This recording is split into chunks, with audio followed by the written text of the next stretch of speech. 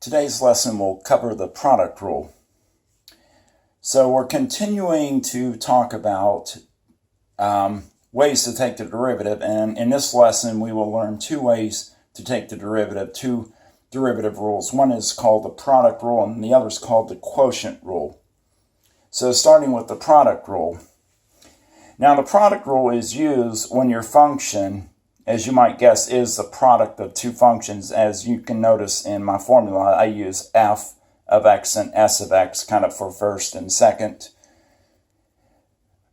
But anyway, the derivative of this function would break down this way as the derivative of the second function times the first, or derivative of s times f, plus the derivative of f times s.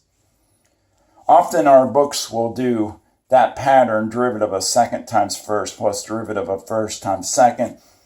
But because addition is commutative, you can do derivative of first times second plus derivative of second times the first. So you can switch those terms if needed.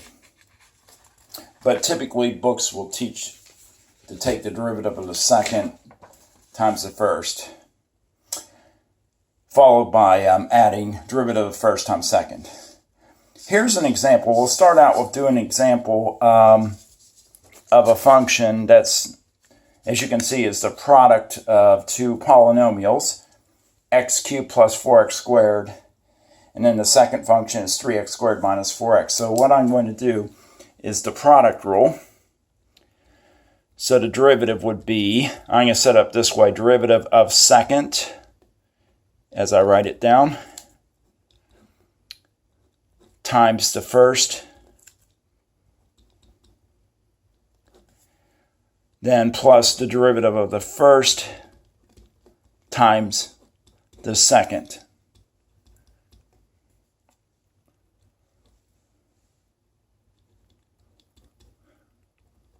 That should be a minus.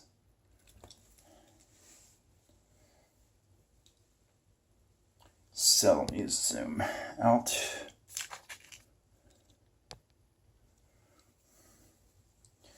Then if we do the actual derivatives, we'll get 6x minus 4 using the power rule.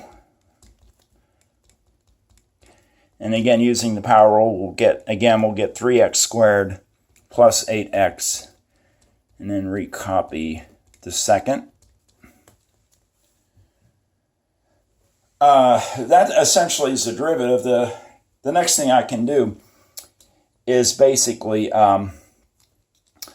just expand out and simplify. So we could do FOIL here. So doing 6x times 3 times x cubed would be 6x to the fourth. Outer would give me 6x times 4x squared would give me 24x cubed. Minus 4x cubed for inner, and then last would be minus 16x squared. And then breaking down the second set of parentheses, it would be 9x to the fourth minus 12x cubed plus 24x cubed, and then minus 32x squared. And then combining like terms, we have 2x to the fourth terms, so it'd be 6x to the fourth, and 9x to the fourth is 15x to the fourth. Several cubic terms, so it'd be 20x cubed plus 12 be plus 32x cubed. Double check that. It appears to be right. And then x squared terms, we get negative 16 and minus 32 is negative 48x squared. So that would be the derivative after we simplify and expand it out.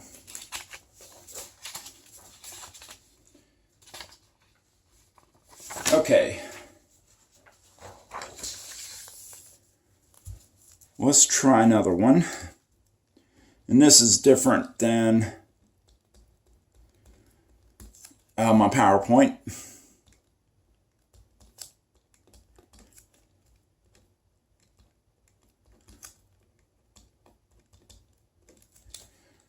So we'll try one that has 2 terms and 3, but we're still multiplying, and this is product rule.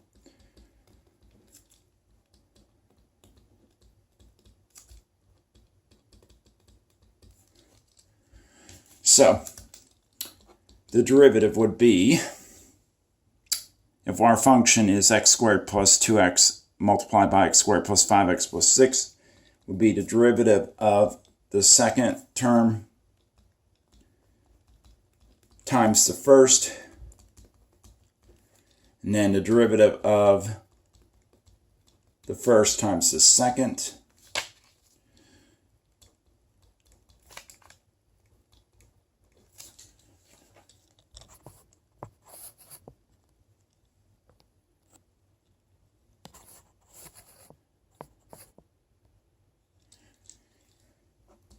taking the derivative, we would get 2x plus 5, the 6 would drop out. And then the derivative of the first would be 2x plus 2. And then we have 2 sets of parentheses to break down. The first set is just FOIL again, so it'll be 2x cubed plus 4x squared plus 5x squared plus 10x.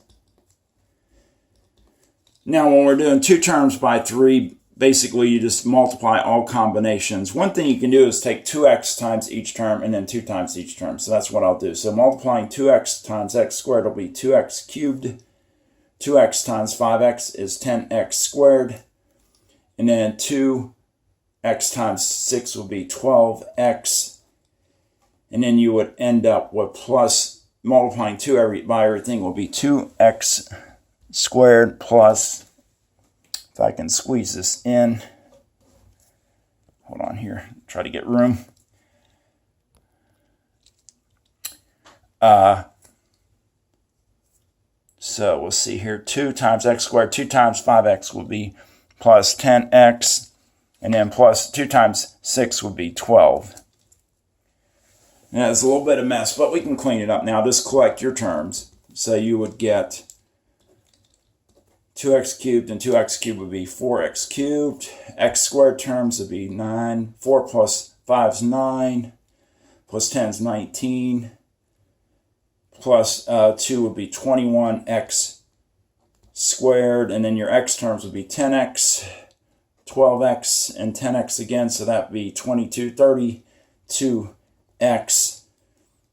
And it looks like your only constant term is plus 12. But that would be the derivative after we expand everything out. Okay. The quotient rule.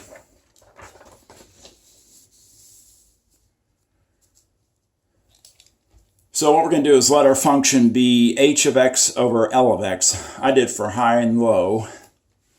Then the derivative of the function would be as follows. You would take L of x times h prime, the derivative of h, minus h prime of x times h of x, times L prime of x over L of x squared. That is your quotient rule.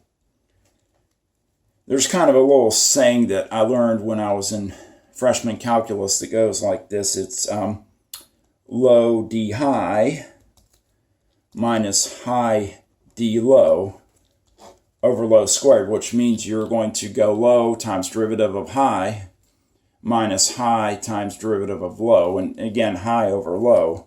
And that's just kind of a little saying that they taught us to remember. The top part is the low d high minus high d low. This little expression to help you remember the quotient rule. So let's look into the example. And this is from my notes online.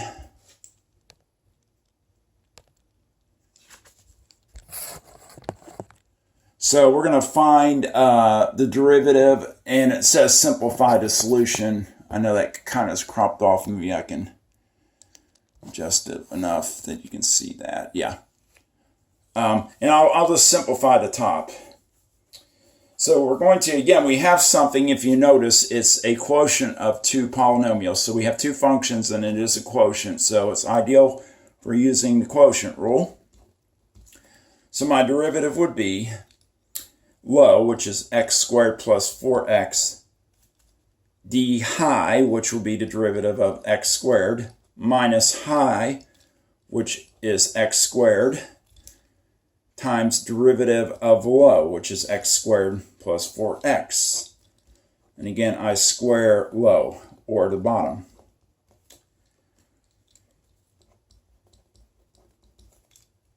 So now it's just a matter, again, of doing the algebra like the product rule. The derivative of x squared is just 2x by power rule. And hopefully we've got the power rule down after working multiple problems in the book and WebAssign, and after going section 3.1, we have the power rule down pretty good. And then the derivative of x squared plus 4x would be 2x plus 4, again by power rule. What I can do is I'm going to distribute out and just simplify out the top, which would give me 2x times x squared would be 2x cubed plus 8x squared when we distribute 2x. And then if we distributed negative x squared, you'll get minus 2x cubed.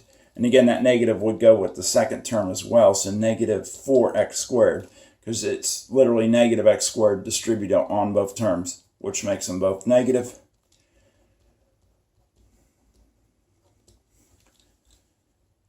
And I think I still can see there is a little simplifying I can do. These actually drop out, the 2x squareds, and then 8x squared minus 4x squared is 4x squared. So the top simplifies just down to 4x squared. And I'm just going to carry the bottom. Now, if you want to FOIL that, times it by itself and FOIL it, you can. But I'm going to just leave it unsimplified, but simplifying the top. Okay, one more example of a quotient rule problem. And this one, again, you can see it is the quotient of two functions. It's x squared over x squared minus 5. So let's take the derivative. And it will be low times derivative of high. So I'll put the prime there to indicate that I am taking the derivative. Minus, and then we'll do low times derivative high.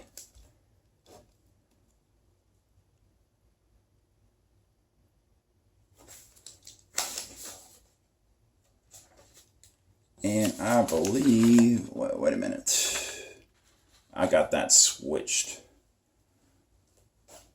I got the rule switched. So I don't want to redo the whole thing. Let me just start over again. But that was a big no-no on my part. So let me rewrite this again. I'm glad I caught my mistake early. But again, this is our function. I believe I said it wrong. I just completely wrote it down wrong. So let's do this again. It will be low, which is x squared minus 5 times derivative of high, which is x squared prime. And then again, it will be, then we do derivative of low times high. Which that's okay. I just switched it. Typically, you would go low d high, but again, multiplication is commutative, so it will come out the same. And then we square low.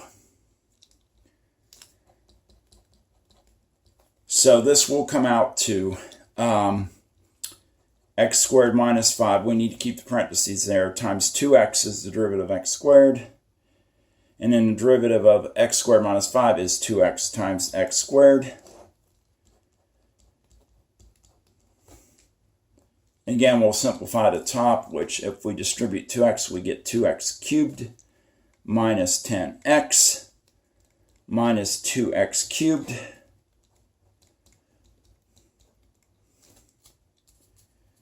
over x squared minus 5. And those cancel. And